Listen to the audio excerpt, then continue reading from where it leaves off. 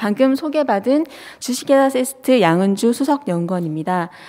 저희가 그 협의회 공모전에 그 제안한 내용은 자율주행을 위한 정밀지도 업데이트 서비스입니다.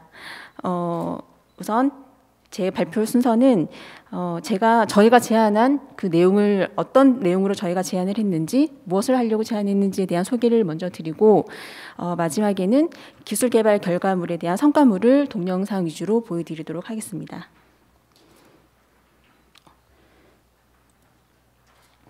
우선 공모 제안 내용은 저희가 제안하게 된 배경, 그리고 기술의 필요성, 그리고 기술 개발의 목표, 마지막으로는 저희가 이렇게 목표한 기술을 어떻게 개발해 나갔는지에 대한 과정을 간단하게 말씀드리도록 하겠습니다. 우선 제안 배경입니다. 최근에 VTS 통신과 연계한 자율협력주행이 굉장히 많이 이루어지고 있잖아요. 실증도 그렇고 서비스들도 많이 다양하게 확대되고 있는데, 그렇다 보니 국토지리원의 정밀지도를 기반으로 해서 VTS 정보를 제공하는 사례가 많아지고 있습니다. 그렇다 보니 정밀 지도를 활용하는 일이 많아지고 있고요. 그 대표적인 예로 그림에 보시는 것처럼 교차로 현실 정보에 대한 정보를 정밀 지도로 많이 제공을 하는데요.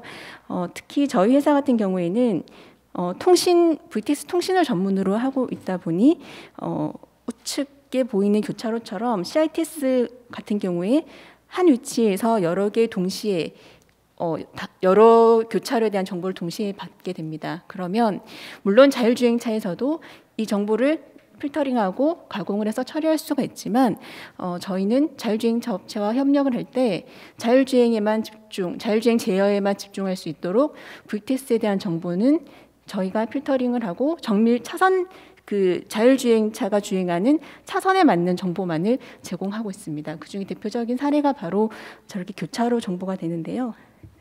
그게 뭐가 다르냐라고 혹시 생각하실 수 있을 것 같아서 여기 보시면 이게 바로 정밀 지도의 레인이고요. 레인 위에 하나하나 저희가 여기에 매핑되는 교차로 현시 정보를 이렇게 제공을 하고 있습니다. 이런 배경으로 국토지리원의 정밀 지도는 점점 더 많이 활용되고 있는 것으로 알고 있습니다. 근데 이렇게 저희가 벌써 한 5년, 6년 정도 자율주행과 연계한 VTS 통신을 많이 하고 있는데요. 그렇다 보니 정밀 지도를 각각 장치마다, 차량에 탑재되어 있는 장치마다 정밀 지도를 다운로드하고 복사해서 옮겨 넣습니다. 그렇다 보니까 버전 관리에 대한 어려움이 너무 많더라고요. 그래서 이 공모전을 통해서 국토지리원의 정밀 지도를 차량에 주행하면서 통신 장비에 다운로드 받을 수 있으면 너무 편할 것 같다라는 생각을 하게 되었습니다. 그래서 마침 찾아보니 비슷한 연구나 결과물이 잘 없더라고요. 그래서 저희가 생각했던 필요한 내용은 지금 많이들 연구하고 계시는 LDM에서 레이어 1인 정밀 지도에 대한 실시간 다운로드 및 업데이트에 대한 기술 개발이 필요하겠다라고 생각을 하였습니다.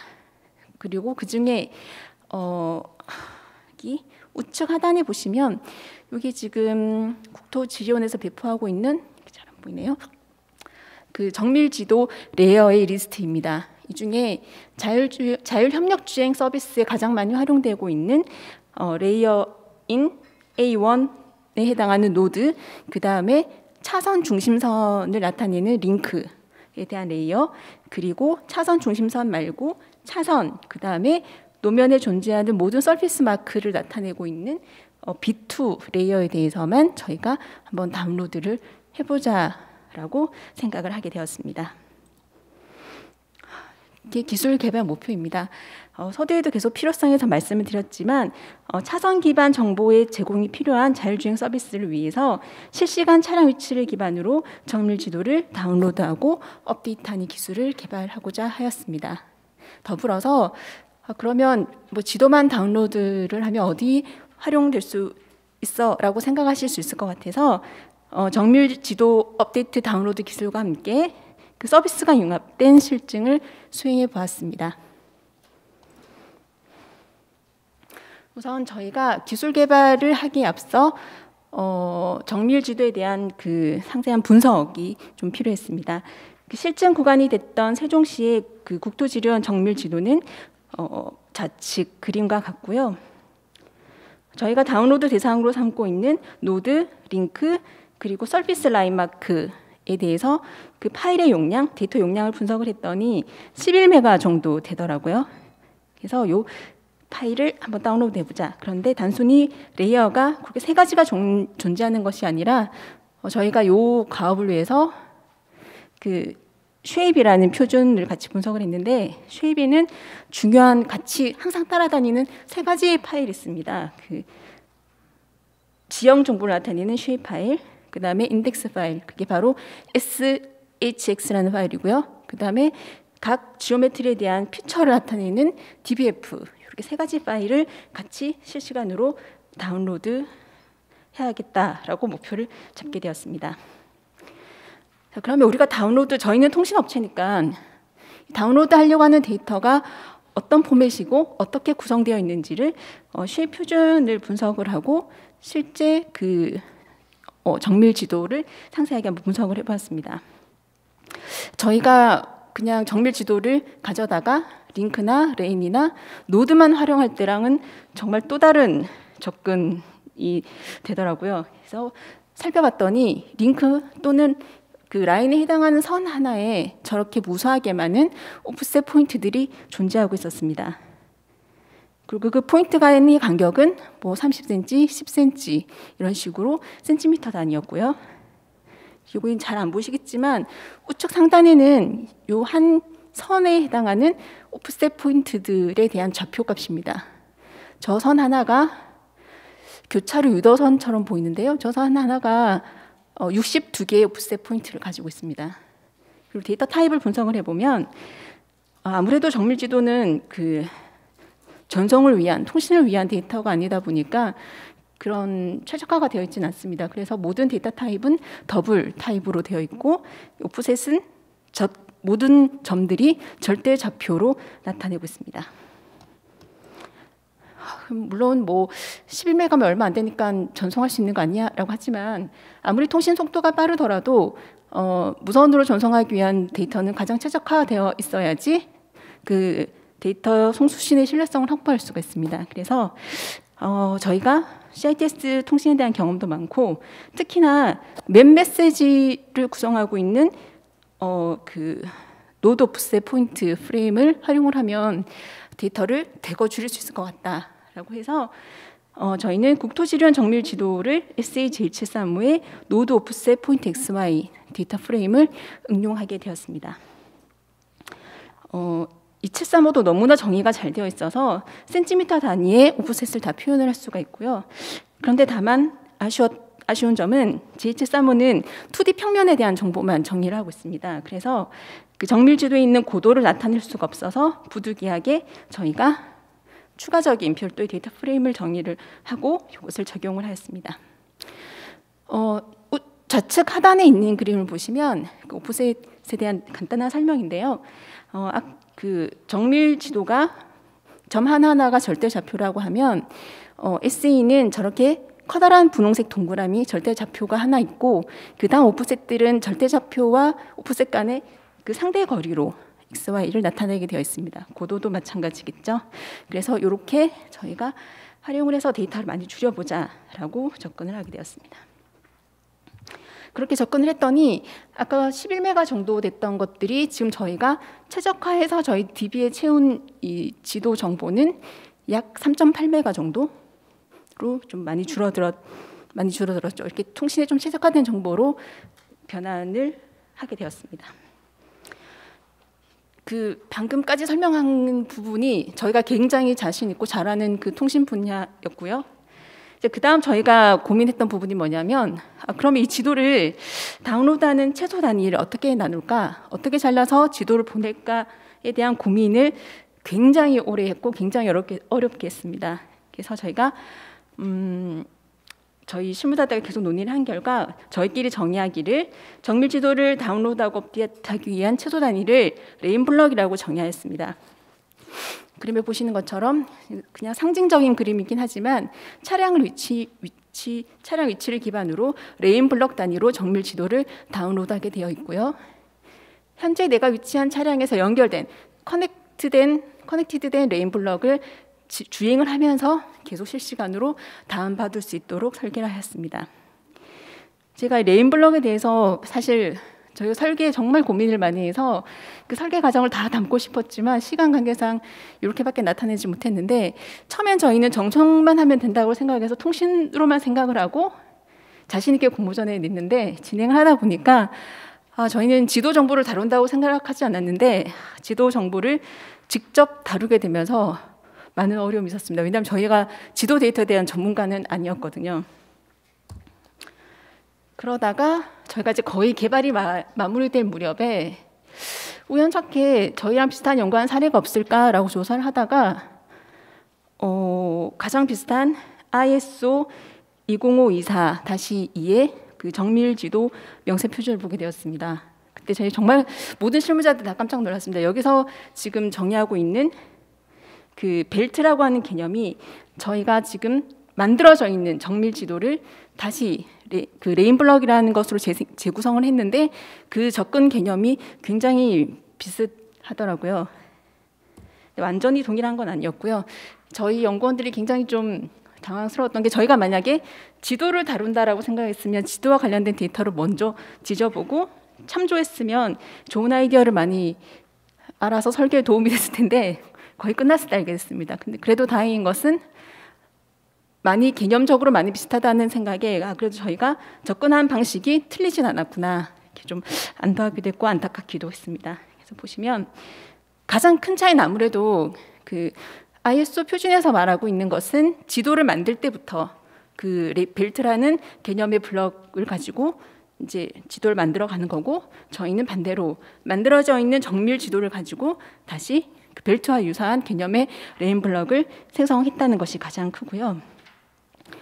그래서 저희는 지금 국내에 있는 국토지로에서 배포하는 모든 정밀 지도를 레인 블럭으로 생성할 수가 있습니다. 저희가 아직 그 표준을 아주 상세하게 분석한 건 아니지만 대략 보았더니 만약에 ISO 요 표준대로 만약에 지도가 제작된다라고 하면 자율주행에서 가장 이상적인 데이터 구성이 되지 않을까라고 보여지고요. 저희 같은 경우의 장점은 국내 구축된 정밀 지도를 벨트와 비슷한 개념으로 활용할 수 있다, 이게 장점이 되겠습니다. 자, 그래서 저희가 어렵게 만든 그 레인 블럭이라고 하는 게 사실은 없던 내용 중에 하나가 들어왔는데요. 레인 블럭 제너레이터를 통해서 정밀 지도를 일단 먼저 변환을 하고 최적화된 저 레인 블럭을 차량 위치를 기반으로 실시간 다운로드하는 것을 실증을 하였습니다. 일단 저희가 그 실증 대상으로 삼은 곳이 세종시였고요. 세종시 정밀 지도를 기반으로는 1243개의 레인 블럭을 생성하였습니다. 그리고 사실 이건 저희가 최종 보고서에 향후 개선할 사항으로 넣었던 부분인데요. 그 세종시뿐만 아니라 그 서울시는 더 하고요. 그 구축된 정밀 지도들 간에 연결이 되어 있지 않고 구별이 되어 있습니다. 자세히 보시면 선이 연결이 되어 있지 않거든요. 근데 저희는 레인 블럭을 정밀 지도의 이런 연결성이라든지 그 데이터만 가지고 저희가 제너레이트를 하다 보니까 처음엔 저렇게 끊어진, 실제 도로는 이어져 있지만 정보가 연결되어 있지 않아서 저 레인 블럭에서는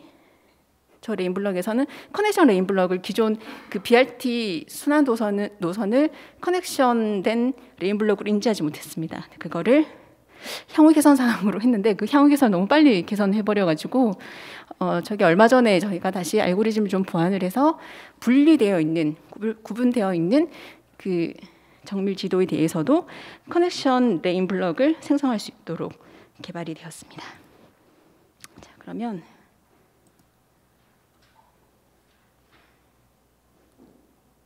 지금 동영상이 재생이 되고 있는데요. 지금 정밀 지도를 열었을 때 자동 생성하는 걸 먼저 보여드리겠습니다. 일단 자동 생성한 순서는 정밀 지도를 가지고 로드 타입을 구별을 해서 저희가 일단 제일 먼저 가장 중요한 교차로를 먼저 클러스팅을 하고요.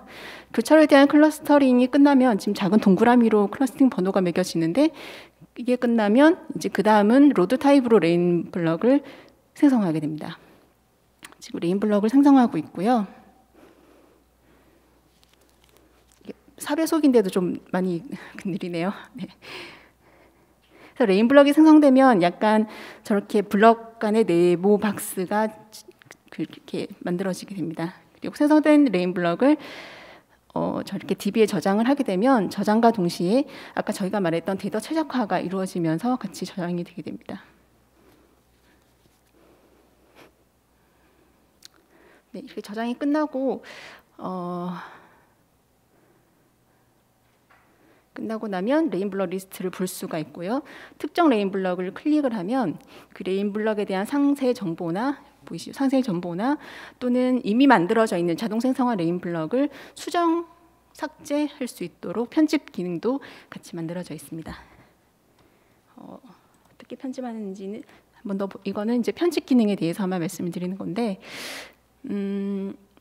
저희가 생각했던 것보다 이 정밀지도 레인 블럭이 왜 어려웠냐면 도로 지형 형태에 따라서 저희가 블럭을 만들어야 되는데 워낙 다양한 케이스가 있다 보니까 전체를 다 자동화해서 저희는 턱하니 100%가 만들어질 줄 알았는데 그렇지가 않더라고요. 그래서 저희가 베리파이 기능을 둬서 사용자가 눈으로 일단 한 번은 확인해 봐야 될 것 같다라는 레인 블럭을 눈에 띄게 만들었고요. 그래서 확인을 했더니 다행히 다 그 모든 링크가 다 들어가 있으면 오케이고 방금 보셨던 것처럼 덜 들어가 있을 경우에는 사용자가 직접 편집할 수 있도록 편집 기능도 함께 만들어 두었습니다.